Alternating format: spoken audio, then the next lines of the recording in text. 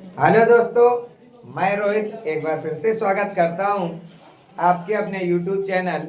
Future coaching centre में। जैसा कि हमने इससे पहले अगली क्लास में आपको पढ़ाया था, जो नरेशन का टॉपिक था उसमें हमने आपको पढ़ाया था इसमें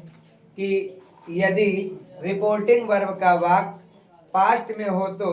रिपोर्टेड स्पीच का वाक्य भी बदल जाता है। और उसमें हमने आपको ये भी बताया था कि यदि वाक्य पास्ट इंडेफिनिट में है तो प्रेजेंट इंडेफिनिट में है तो पास्ट इंडेफिनिट में जाता है, मतलब प्रेजेंट के जिस रूप में है वो पास्ट के उसी रूप में जाता है। इसके बाद में अगर हम बात करें, इसमें जो अगला नियम है वो ये है कि यदि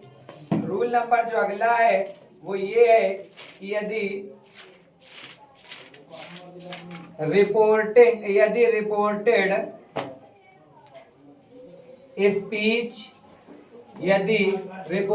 स्पीच के वाक्य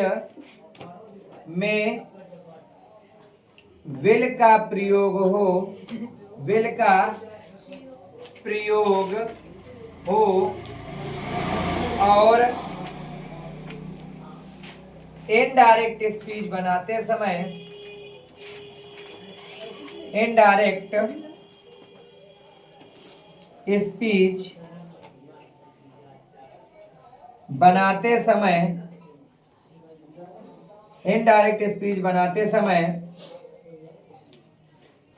विल के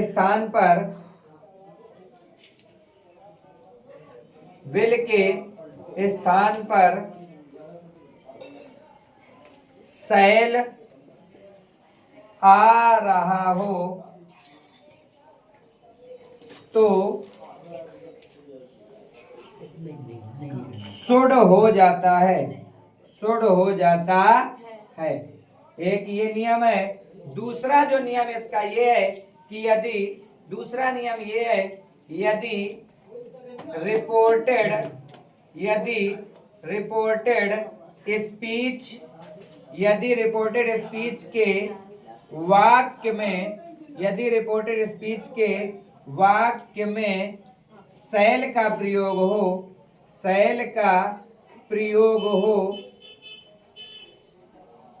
प्रयोग हो और इनडायरेक्ट स्पीच बनाते समय विल आ रहा हो तो वुड हो जाता है। एग्जाम्पल आपके सामने है, जैसा कि पहला एग्जाम्पल आपके सामने है, दिया गया है he said to me comma inverted comma I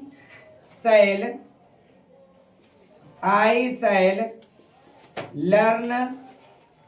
my lesson. He said to me, ही मतलब उसने, said means कहा, me मतलब मुझसे, उसने मुझसे कहा I shall learn my lesson, मैं अपना पाठ याद करूंगा। तो जब इसका इनडायरेक्ट स्पीच बनाएंगे तो यहाँ पर said to के स्थान पर हम आपको पहले वाले वीडियो में बता चुके हैं कि said to के स्थान पर आता है told, तो क्या आ जाएगा he told me। फिर इन्वर्टेड कॉमा के स्थान पर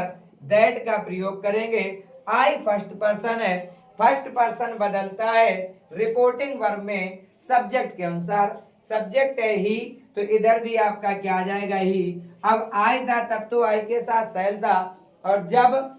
आई था तब तो आई के साथ शैल था, और जब ही है तो ही के साथ में आता है विल, और विल के साथ में विल का क्या मैंने बताया है आपको, विल का बताया है वुड, तो क्या आ जाएगा वुड। इसके बाद में लर्न, फिर जब आई था तो आई के साथ अपने की अंग्रेजी माई थी, लेकिन जब ही है तो ही के साथ अपने की अंग्रेजी होगी हिज, फिर क्या आ जाएगा लेसन। क्या हुआ, ही टोल्ड मी, उसने मुझे बताया, दैट मीन्स कि he would learn his lesson, कि वह अपना पाठ याद करेगा। दूसरा जैसे आपके सामने वाक्य दिया गया है, दूसरा वाक्य है दे said to me, they said to me, comma inverted comma, you will help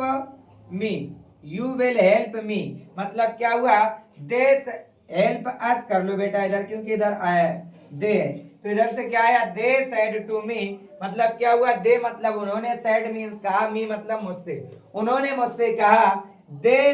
you will help us, तुम हमारी मदद करोगे। अब बेटा यहाँ पर फिर से क्या आ जाएगा, इसके स्थान पर आएगा टोल्ड, क्या गया, दे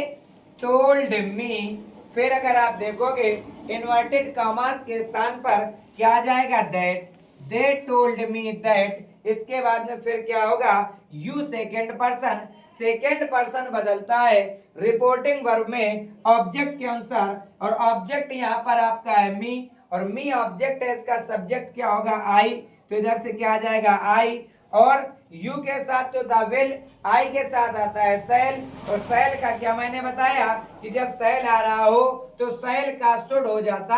है, तो इधर पर क्या आ जाएगा, आई शुड,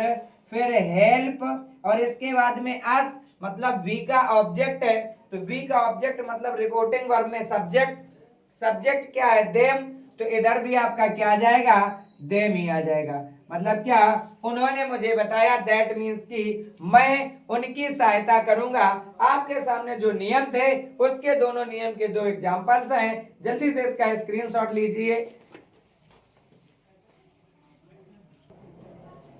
देखो भाई, अगला नियम इसी में, जैसे ये है कि यदि रिपोर्टेड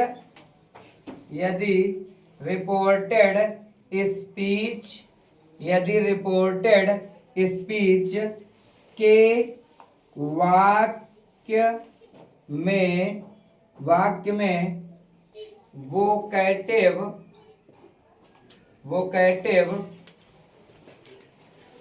वोकैटिव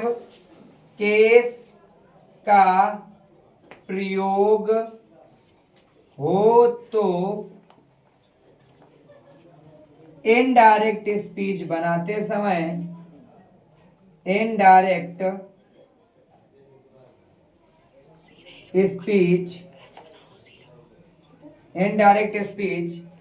बनाते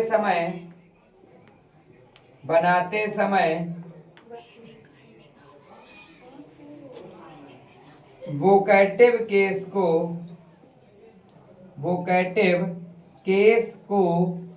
केस के नाउन को, ये लिखना, केस के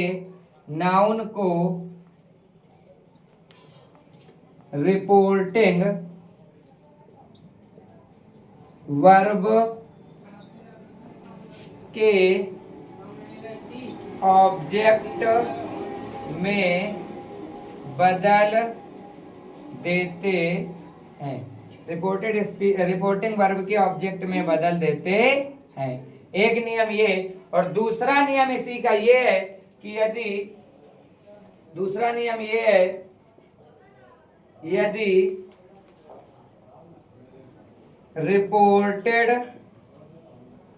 रिपोर्टेड स्पीच के वाक्य में संबोधन का प्रयोग हो तो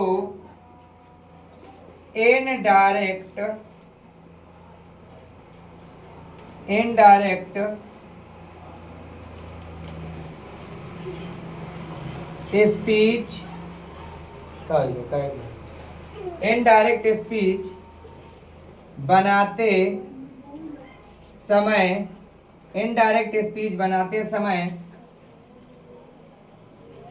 संबोधन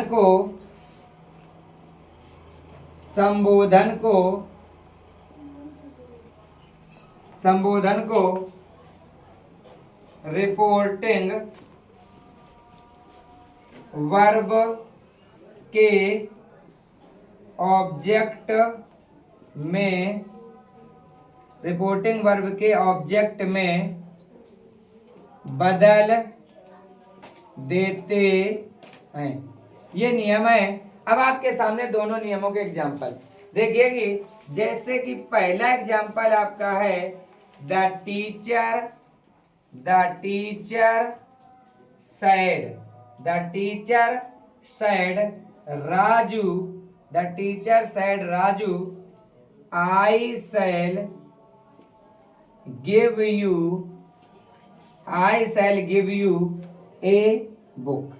I shall give you a book। अब देखो भाई वोकैटिव केस पहचानेंगे कैसे? तो बेटा पहचानने का तरीका ये होता है कि जो इन्वर्टेड कॉमा के बाद में नाउन हो और नाउन के तुरंत बाद कॉमा लगा हो, फिर नाउन हो या प्रोनाउन हो, मतलब फिर अगला सब्जेक्ट दिया हो, तो वो जो होता है वो कहलाता है वोकैटिव केस। अब यहाँ पर देखो इन्वर्टेड कॉमा है, उसके बाद राजू मतलब पर्सनल नाउन है, प्रॉपर नाउन, और उसके बाद में फिर क्या है, कॉमा लगा है, मतलब ये क्या हो गया, वोकैटिव केस। अब मैंने क्या बताया कि यदि रिपोर्टेड स्पीच के वाक्य में वोकैटिव केस का प्रयोग हो तो इनडायरेक्ट स्पीच बनाते समय वोकैटिव केस के नाउन को रिपोर्टिंग वर्ब के ऑब्जेक्ट में बदल देते हैं। मतलब ये क्या हो गया, रिपोर्टिंग वर्ब का ऑब्जेक्ट। तो इधर से क्या आ जाएगा द टीचर, इसके बाद में told, the teacher told Raju, inverted comma को हटाया, किसका प्रयोग, दैट का, आई आपका फर्स्ट पर्सन में है टीचर, तो टीचर के अनुसार क्या आ जाएगा, ही, आई था तब तो सेल, ही के साथ में आता विल, और विल का क्या हो जाएगा, वुड, क्या आ जाएगा, वुड, और इसके बाद में गिव, फिर यू आपका सेकंड पर्सन है, सेकंड पर्सन में हमारे पास में क्या है, राजू, मतलब क्या आएगा बेटा, ही होता है इसके लिए प्रोनाउन, और ही का ऑब्जेक्ट होगा हिम, क्योंकि मैस्कुलिन जेंडर है, मैस्कुलिन जेंडर के लिए आएगा ही, और ही के लिए होगा हिम ऑब्जेक्ट। तो उधर से क्या आ जाएगा, गिव हिम ए बुक। अगला जैसे आपका दिया गया है, दूसरा दिया गया है क्या, द ओल्ड लेडी सेड, फिर दिया गया चिल्ड्रेन, इसके बाद में है आई वाज प्लीज्ड यू। इस तरीके से वाक्य है, क्या कहा गया, the old lady said, comma inverted comma में फिर दिया गया चिल्ड्रेन, फिर कॉमा लगा है, I was pleased with you, ये दिया गया है। अब कहा जाए इसको बनाओ, तो यहाँ पर बच्चों मतलब संबोधन किया गया, और संबोधन भी इसी तरीके से होता है जिस तरीके से वोकैटिव केस होता है, दोनों एक ही समान होते हैं, बस पहचानने का ये है कि यहाँ पर बच्चों के लिए संबोधित किया गया है, और जब संबोधन किया गया तब भी इसे हम किस में बदलेंगे, रिपोर्टिंग वर्ब के ऑब्जेक्ट के अनुसार। तो इधर से क्या आ जाएगा, पहले आएगा द ओल्ड लेडी, फिर टोल्ड, फिर क्या आ जाएगा, चिल्ड्रेन, फिर चिल्ड्रेन के बाद में दैट, फिर आई आपका फर्स्ट पर्सन में क्या है, फर्स्ट पर्सन में दिया गया बेटा इधर क्या, इधर दिया गया है लेडी मतलब महिला है, तो क्या आ जाएगा सी, और इधर देखो बेटा प्रेजेंट पास्ट कॉन्टिन्यूअस की हेल्पिंग वर्ब है, काय में जाएगा, पास्ट परफेक्ट कॉन्टिन्यूअस, तो क्या आ जाएगा, हैड बीन, फिर क्या आ जाएगा, प्लीज्ड, हैड बीन प्लीज्ड, फिर विथ, फिर यू सेकंड पर्सन, इधर है बच्चे मतलब एक से अधिक, तो क्या आ जाएगा, विथ देम। आपके सामने जो दोनों नियम थे उसके दोनों एग्जाम्पल आपके सामने हैं, दोनों आप नोट कर लीजिए या इसका स्क्रीनशॉट ले लीजिए जो आगे आपको काम आने वाला है।